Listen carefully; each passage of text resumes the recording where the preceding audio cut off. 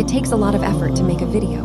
I want to tell you guys to subscribe my channel and share some love. للنور مدت يداي نزعت أسرار قلبي وجئت ألقي أسى. أعوذ بالله من الشيطان الرجيم. بسم الله الرحمن الرحيم. قال فما خطبكم أيها المرسلون؟ قالوا إنا أرسلنا إلى قوم مجرمين لنرسل عليهم حجارة من طين مسومة عند ربك للمسرفين فأخرجنا من كان فيها من المؤمنين فما وجدنا فيها غير بيت من المسلمين وتركنا فيها آية للذين يخافون العذاب الأليم. وفي موسى إذ أرسلناه إلى فرعون بسلطان مبين فتولى بركنه وقال ساحر أو مجنون فأخذناه وجنوده فنبذناهم في اليم وهو مليم. وفي عاد إذ أرسلنا عليهم الريح العقيم ما تذر من شيء أتت عليه إلا جعلته كالرميم. وفي ثمود إذ قيل لهم تمتعوا حتى حين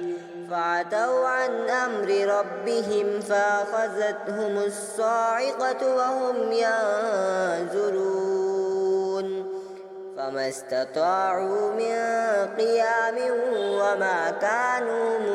منتصرين. وقوم نوح من قبل إنهم كانوا قوما فاسقين. والسماء بنيناها بأيد وإنا لموسعون. والأرض فرشناها فنعم الماهدون. ومن كل شيء خلقنا زوجين لعلكم تذكرون. ففروا إلى الله إني لكم منه نذير مبين. ولا تجعلوا مع الله إلها آخر إني لكم منه نذير مبين. كذلك ما أتى الذين من قبلهم من رسول إلا قالوا ساحر أو مجنون أتواصوا به بل هم قوم طاغون. فتول عنهم فما أنت بملوم وذكر فإن الذكرى تنفع المؤمنين. وما خلقت الجن والإنس إلا ليعبدون ما أريد منهم من رزق وما أريد أن يطعمون إن الله هو الرزاق ذو القوة المتين. فإن للذين ظلموا ذنوبا مثل ذنوب أصحابهم فلا يستعجلون. فويل للذين كفروا من يومهم الذي يوعدون. بسم الله الرحمن الرحيم. والطور وكتاب مستور في رق منشور والبيت المعمور والسقف المرفوع والبحر المسجور إن عذاب ربك لواقع ما له من دافع يوم تمور السماء مورا وتسير الجبال سيرا فويل يومئذ للمكذبين الذين هم في خوض يلعبون يوم يدعون إلى نار جهنم دعا هذه النار التي كنتم بها تكذبون أفسحر هذا أم أنتم لا تبصرون اصلوها فاصبروا أو لا تصبروا سواء عليكم إنما تجزون ما كنتم تعملون إن المتقين في جنات ونعيم فاكهين بما آتاهم ربهم ووقاهم ربهم عذاب الجحيم كلوا واشربوا هنيئا بما كنتم تعملون متكئين على سرر مصفوفة وزوجناهم بحور عين والذين آمنوا واتبعتهم ذريتهم بإيمان ألحقنا بهم ذريتهم وما ألتناهم من عملهم من شيء كل امرئ بما كسب رهين وأمددناهم بفاكهة ولحم مما يشتهون يتنازعون فيها كأسا لا لغو فيها ولا تأثيم ويطوف عليهم غلمان لهم كأنهم لؤلؤ مكنون وأقبل بعضهم على بعض يتساءلون قالوا إنا كنا قبل في أهلنا مشفقين فمن الله علينا ووقانا عذاب السموم إنا كنا من قبل ندعوه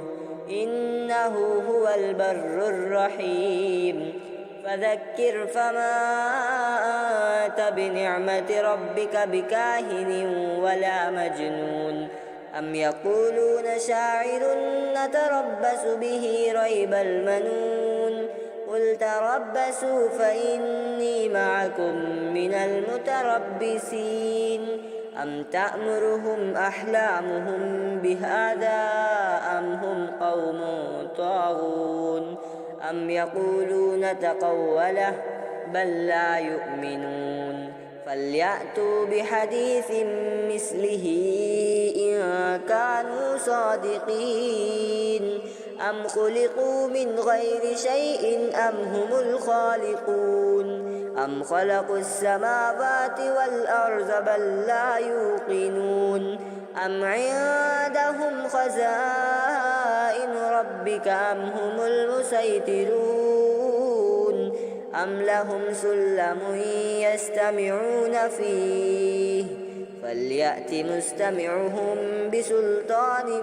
مبين أم له البنات ولكم البنون أم تسألهم أجرا فهم من مغرم مثقلون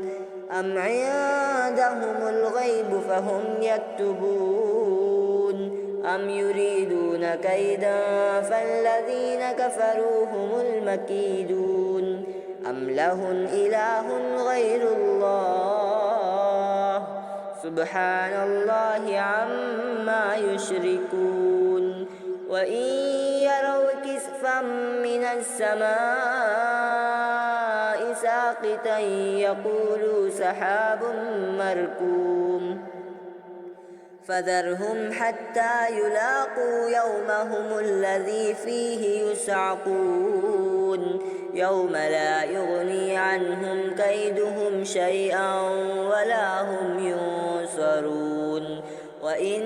للذين ظلموا عذابا دون ذلك ولكن أكثرهم لا يعلمون واصبر لحكم ربك فإنك بأعيننا وسبح بحمد ربك حين تقوم ومن الليل فسبحه وإدبار النجوم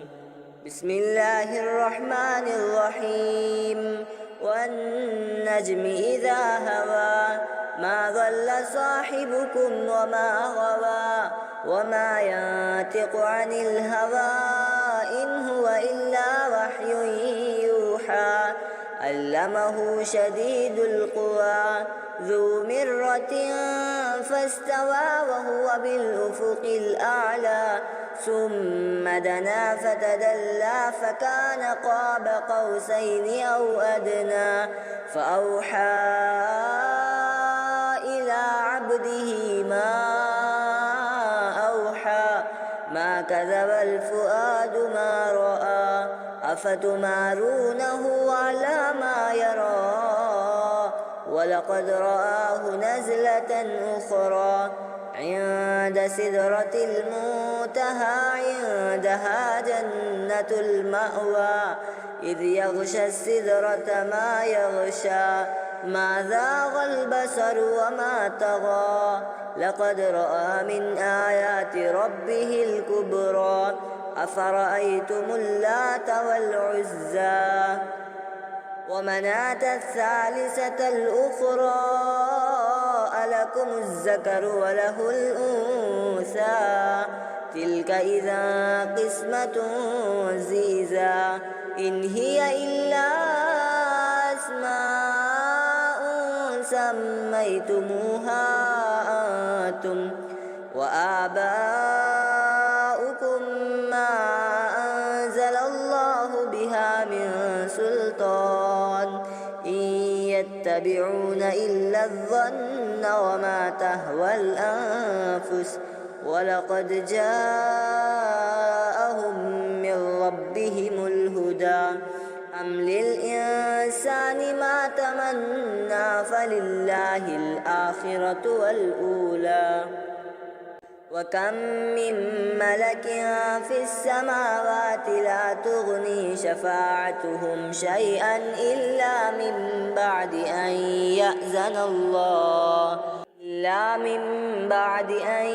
يأذن الله لمن يشاء ويرضى إن الذين لا يؤمنون بالآخرة ليسمون الملائكة تسمية الأنثى وما لهم به من علم إن يتبعون إلا الظن وإن الظن لا يغني من الحق شيئا فأعرض عمن تولى عن ذكرنا ولم يرد إلا الحياة الدنيا ذلك مبلغهم من العلم إن ربك هو أعلم بمن ضل عن سبيله وهو أعلم بمن اهتدى ولله ما في السماوات وما في الأرض ليجزي الذين أساءوا بما عملوا ويجزي الذين أحسنوا بالحسنى الذين يجتنبون كبائر الإثم والفواحش إلا اللمم إن ربك واسع المغفرة هو أعلم بكم إذ أنشأكم من الأرض وإذ أنتم أجنة في بطون أمهاتكم فلا تزكوا أنفسكم وهو أعلم بمن اتقى أفرأيت الذي تولى وأعطى قليلا وأكدى أعنده علم الغيب فهو يرى أم لم ينبأ بما في صحف موسى وإبراهيم الذي وفى ألا تزر وازرة وزر أخرى وأن ليس للإنسان إلا ما سعى وأن سعيه سوف يرى ثم يجزاه الجزاء الأوفى وأن إلى ربك المنتهى وأنه هو أضحك وأبكى وأنه هو أمات وأحيا وأنه خلق الزوجين الذكر والأنثى من نطفة إذا تمنى وأن عليه النشأة الأخرى وأنه هو أغنى وأقنى وأنه هو رب الشعرى وأنه أهلك عادا الأولى وثمود فما أبقى وقوم نوح من قبل إنهم كانوا هم أظلم وأطغى والمؤتفكة أهوى فغشاها ما غشى فبأي آلاء ربك تتمارى هذا نذير من النذر الأولى أزفت الآزفة ليس لها من دون الله كاشفة أفمن هذا الحديث تعجبون وتضحكون ولا تبكون وأنتم سامدون فاسجدوا لله واعبدوا بسم الله الرحمن الرحيم اقتربت الساعة وانشق القمر وإن يروا آية يعرضوا ويقولوا سحر مستمر وكذبوا واتبعوا أهواءهم وكل أمر مستقر ولقد جاءهم من الأنباء ما فيه مزدجر حكمة بالغة فما تغني النذر فتول عنهم يوم يدعو الداعي إلى شيء نكر خش عن أبصارهم يخرجون من الأجداث كأنهم جراد منتشر مهطعين إلى الداع يقول الكافرون هذا يوم عسر كذبت قبلهم قوم نوح فكذبوا عبدنا وقالوا مجنون وازدجر فدعا ربه أني مغلوب فانتصر ففتحنا أبواب السماء بماء منهمر وفجرنا الأرض عيونا فالتقى الماء على أمر قد قدر وحملناه على ذات ألواح ودسر تجري بأعيننا جزاء لمن كان كفر ولقد تركناها آية فهل من مدكر فكيف كان عذابي ونذر ولقد يسرنا القرآن للذكر فهل من مدكر كذبت عاد فكيف كان عذابي ونذر إنا أرسلنا عليهم ريحا صرصرا في يوم نحس مستمر تنزع الناس كأنهم أعجاز نخل منقعر فكيف كان عذابي ونذر ولقد يسرنا القرآن للذكر فهل من مدكر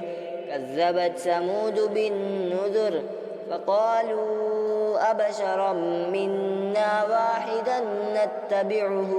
إنا إذا لفي ضلال وسعر ألقي الذكر عليه من بيننا بل هو كذاب أشر سيعلمون غدا من الكذاب الأشر إنا مرسل الناقة فتنة لهم فارتقبهم واستبر ونبئهم أن الماء قسمة بينهم كل شرب محتزر فنادوا صاحبهم فتعاطى فعقر فكيف كان عذابي ونذر إنا أرسلنا عليهم صيحة واحدة فكانوا كهشيم المحتضر ولقد يسرنا القرآن للذكر فهل من مدكر كذبت قوم لوط بالنذر إنا أرسلنا عليهم حاسبا إلا آل لوط نجيناهم بسحر نعمة من عندنا كذلك نجزي من شكر ولقد أنذرهم بطشتنا فتماروا بالنذر ولقد راودوه عن ضيفه فتمسنا أعينهم فذوقوا عذابي ونذر ولقد صبحهم بكرة عذاب مستقر فذوقوا عذابي ونذر ولقد يسرنا القرآن للذكر فهل من مدكر ولقد جاء آل فرعون النذر كذبوا بآياتنا كلها فأخذناهم أخذ عزيز مقتدر أكفاركم خير من أولئكم أم لكم براءة في الزبر أم يقولون نحن جميع منتصر سيهزم الجمع ويولون الدبر بل الساعة موعدهم والساعة أدهى وأمر إن المجرمين في ضلال وسعر يوم يسحبون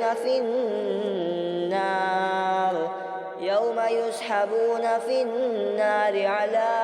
وجوههم ذوقوا مس سقر إنا كل شيء خلقناه بقدر وما أمرنا إلا واحدة كلمح بالبصر ولقد أهلكنا أشياعكم فهل من مدكر وكل شيء فعلوه في الزبر وكل صغير وكبير مستتر إن المتقين في جنات ونهر في مقعد صدق عند مليك مقتدر بسم الله الرحمن الرحيم الرحمن علم القرآن خلق الإنسان علمه البيان الشمس والقمر بحسبان والنجم والشجر يسجدان والسماء رفعها ووضع الميزان ألا تطغوا في الميزان وأقيموا الوزن بالقسط ولا تخسروا الميزان والأرض وضعها للأنام فيها فاكهة والنخل ذات الأكمام والحب ذو العصف والريحان فبأي آلاء ربكما تكذبان خلق الإنسان من صلصال كالفخار وخلق الجان من مارج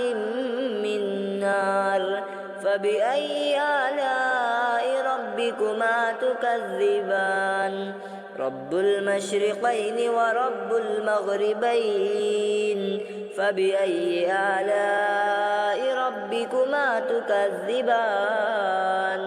مرج البحرين يلتقيان بينهما برزخ لا يبغيان فبأي آلاء ربكما تكذبان يخرج منهما اللؤلؤ والمرجان فبأي آلاء ربكما تكذبان وله الجوار المنشآت في البحر كالأعلام فبأي آلاء ربكما تكذبان كل من عليها فان ويبقى وجه ربك ذو الجلال والإكرام فبأي آلاء ربكما تكذبان يسأله من في السماوات والأرض كل يوم هو في شأن فبأي آلاء ربكما تكذبان سنفرغ لكم أيها الثقلان فبأي آلاء ربكما تكذبان يا معشر الجن والإنس إن استطعتم أن تنفذوا من أقطار السماوات والأرض فانفذوا لا تنفذون إلا بسلطان فبأي آلاء ربكما تكذبان يرسل عليكما شواظ من نار ونحاس فلا تنتصران فبأي آلاء ربكما تكذبان فإذا انشقت السماء فكانت وردة كالدهان فبأي آلاء ربكما تكذبان فيومئذ لا يسأل عن ذنبه إنس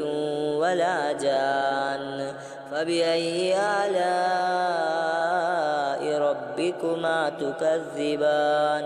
يعرف المجرمون بسيماهم فيؤخذ بالنواسي والأقدام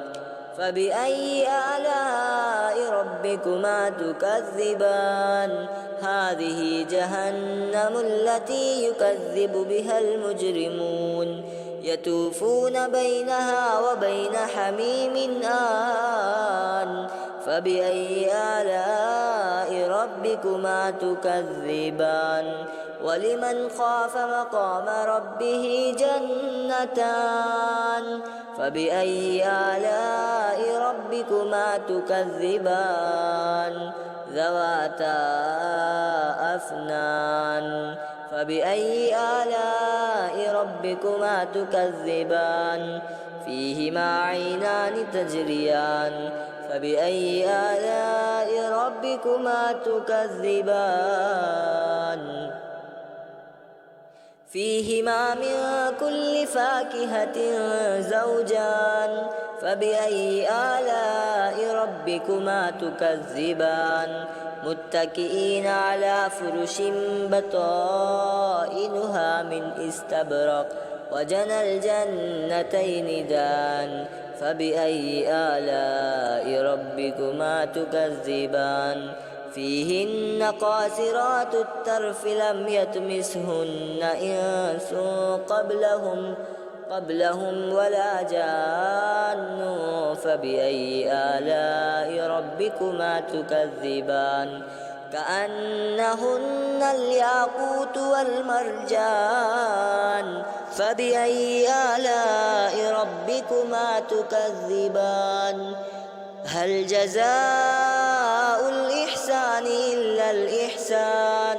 فبأي آلاء ربكما تكذبان ومن دونهما جنتان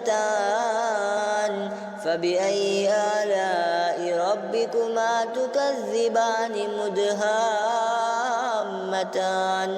فبأي آلاء ربكما تكذبان فيهما عينان نزاختان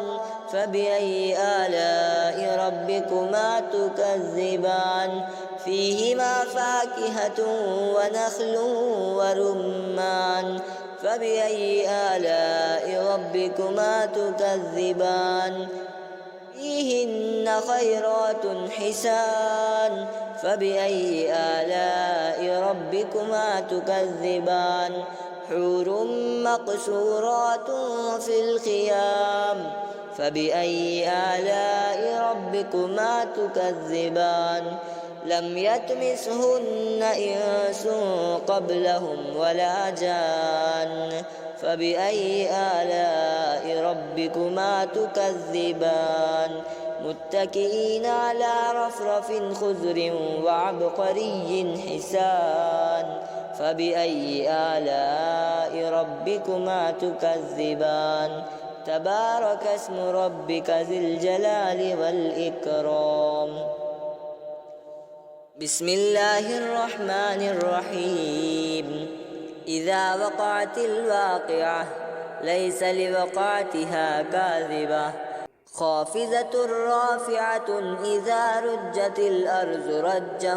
وبست الجبال بسا فكانت هباء منبثا وكنتم أزواجا ثلاثة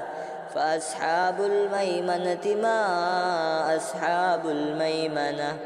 وأصحاب المشأمة ما أصحاب المشأمة والسابقون السابقون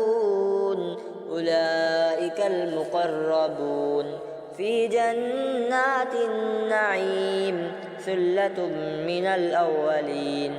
وقليل من الآخرين على سرر موزونة متكئين عليها متقابلين يطوف عليهم ولدان مخلدون بأكواب وأباريق وكأس من معين لا يصدعون عنها ولا ينزفون وفاكهة مما يتخيرون ولحم طير مما يشتهون وحور عين كأمثال اللؤلؤ المكنون جزاء بما كانوا يعملون لا يسمعون فيها لغوا ولا تأثيما إلا قيلا سلاما سلاما وأصحاب اليمين ما أصحاب اليمين في سدر مخزود وطلح منزود وذل ممدود وماء مسكوب وفاكهة كثيرة لا مقطوعة ولا ممنوعة وفرش مرفوعة إنا أنشأناهن إنشاء فجعلناهن أبكارا عربا أترابا لأصحاب اليمين سلة من الأولين وسلة من الآخرين وأصحاب الشمال ما أصحاب الشمال في سموم وحميم وظل من يحموم لا بارد ولا كريم إنهم كانوا قبل ذلك مترفين وكانوا يسرون على الحنث العظيم كانوا يقولون إذا متنا وكنا ترابا وعظاما أئنا لمبعوثون أو آباؤنا الأولون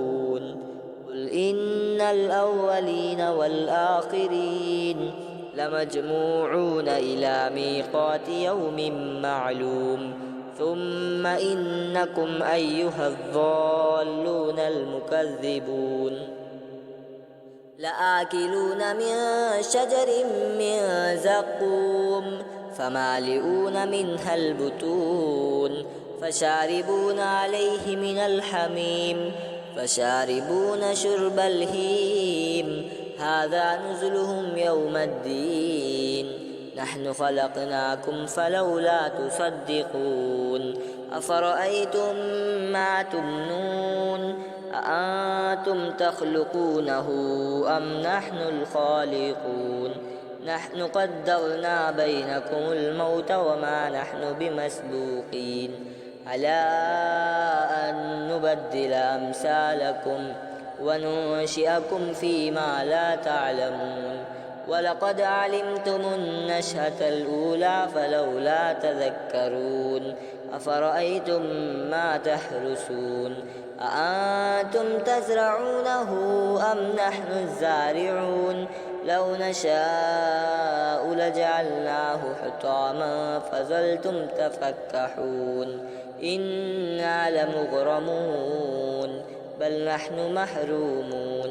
أفرأيتم الماء الذي تشربون أأنتم أنزلتموه من المزن أم نحن المنزلون لو نشاء جعلناه أجاجا فلولا تشكرون أفرأيتم النار التي تورون أأنتم أنشأتم شجرتها أم نحن المنشئون نحن جعلناها تذكرة ومتاعا للمقوين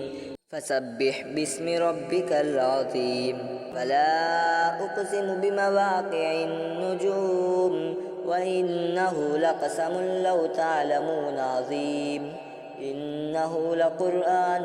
كريم في كتاب مكنون لا يمسه إلا المطهرون تنزيل من رب العالمين أفبهذا الحديث أنتم مدهنون وتجعلون رزقكم أنكم تكذبون فلولا إذا بلغت الحلقوم وأنتم حينئذ تنظرون ونحن أقرب إليه منكم ولكن لا تبصرون فلولا إن كنتم غير مدينين ترجعونها إن كنتم صادقين فأما إن كان من المقربين فروح وريحان وجنة نعيم وأما إن كان من أصحاب اليمين فسلام لك من أصحاب اليمين وأما إن كان من المكذبين الضالين فنزل من حميم وتسلية جحيم إن هذا لهو حق اليقين فسبح باسم ربك العظيم بسم الله الرحمن الرحيم سبح لله ما في السماوات والأرض وهو العزيز الحكيم له ملك السماوات والأرض يحيي ويميت وهو على كل شيء قدير هو الأول والآخر والظاهر والباطن وهو بكل شيء عليم هو الذي خلق السماوات والأرض في 6 أيام ثم استوى على العرش يعلم ما يلج في الأرض وما يخرج منها وما ينزل من السماء وما يعرج فيها وهو معكم أينما كنتم والله بما تعملون بصير له ملك السماوات والأرض وإلى الله ترجع الأمور يولج الليل في النهار ويولج النهار في الليل وهو عليم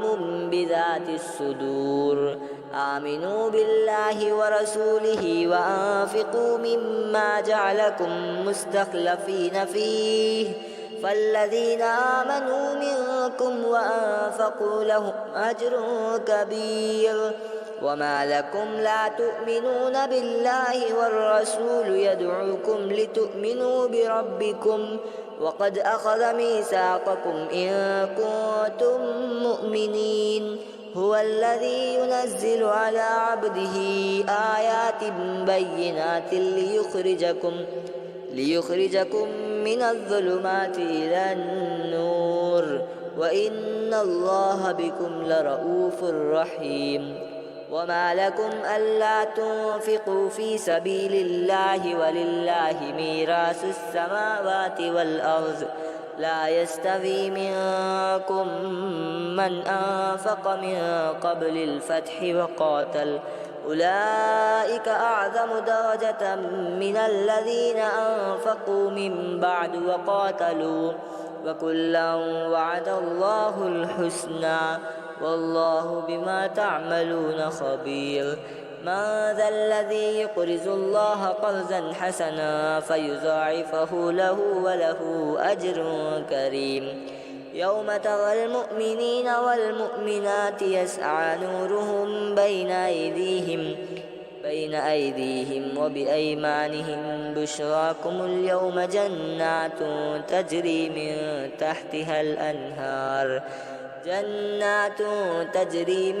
تحتها الأنهار خالدين فيها ذلك هو الفوز العظيم. يوم يقول المنافقون والمنافقات للذين آمنوا انظرونا نقتبس من نوركم قيل ارجعوا وراءكم فالتمسوا نورا فضرب بينهم بسور له باب باطنه فيه الرحمة وظاهره من قبله العذاب. ينادونهم ألم نكن معكم قالوا بلى ولكنكم فتنتم أنفسكم تربصتم وارتبتم وغرتكم الأماني حتى جاء أمر الله وغركم بالله الغرور. فاليوم لا يؤخذ منكم فدية ولا من الذين كفروا مأواكم النار هي مولاكم وبئس المصير. ألم يأن للذين آمنوا أن تخشع قلوبهم لذكر الله وما نزل من الحق ولا يكونوا كالذين أوتوا الكتاب من قبل فطال عليهم الأمد فقست قلوبهم وكثير منهم فاسقون. اعلموا أن الله يحيي الأرض بعد موتها قد بينا لكم الآيات لعلكم تعقلون. إن المصدقين والمصدقات وأقرضوا الله قرضا حسنا يضاعف لهم ولهم أجر كريم. والذين آمنوا بالله ورسله أولئك هم الصديقون والشهداء عند ربهم لهم أجرهم ونورهم. والذين كفروا وكذبوا بآياتنا أولئك أصحاب الجحيم. اعلموا أنما الحياة الدنيا لعب ولهو وزينة وتفاخر بينكم وتكاثر في الأموال والأولاد كمثل غيث أعجب الكفار نباته ثم يهيج فتراه مصفرا ثم يكون حطاما وفي الآخرة عذاب شديد ومغفرة من الله ورضوان وما الحياة الدنيا إلا متاع الغرور. سابقوا إلى مغفرة من ربكم وجنة عرضها كعرض السماء والأرض أعدت للذين آمنوا بالله ورسله ذلك فضل الله يؤتيه من يشاء والله ذو الفضل العظيم. ما أصاب من مصيبة في الأرض ولا في أنفسكم إلا في كتاب من قبل أن نبرأها إن ذلك على الله يسير. لكي لا تأسوا على ما فاتكم ولا تفرحوا بما آتاكم والله لا يحب كل مختال فخور. الذين يبخلون ويأمرون الناس بالبخل ومن يتول فإن الله هو الغني الحميد. لقد أرسلنا رسلنا بالبينات وأنزلنا معهم الكتاب والميزان ليقوم الناس بالقسط وأنزلنا الحديد فيه بأس شديد ومنافع للناس وليعلم الله من ينصره ورسله بالغيب إن الله قوي عزيز. ولقد أرسلنا نوحا وإبراهيم وجعلنا في ذريتهما النبوة والكتاب فمنهم مهتد وكثير منهم فاسقون ثم قفينا على آثارهم برسلنا وقفينا بعيسى ابن مريم وآتيناه الإنجيل وجعلنا في قلوب الذين اتبعوه رأفة ورحمة ورهبانية ابتدعوها ما كتبناها عليهم إلا ابتغاء رضوان الله فما رعوها حق رعايتها فآتينا الذين آمنوا منهم أجرهم وكثير منهم فاسقون يا أيها الذين آمنوا اتقوا الله وآمنوا برسوله يؤتكم كفلين من رحمته ويجعل لكم نورا تمشون به ويغفر لكم والله غفور رحيم لئلا يعلم أهل الكتاب ألا يقدرون على شيء من فضل الله وأن الفضل بيد الله يؤتيه من يشاء والله ذو الفضل العظيم.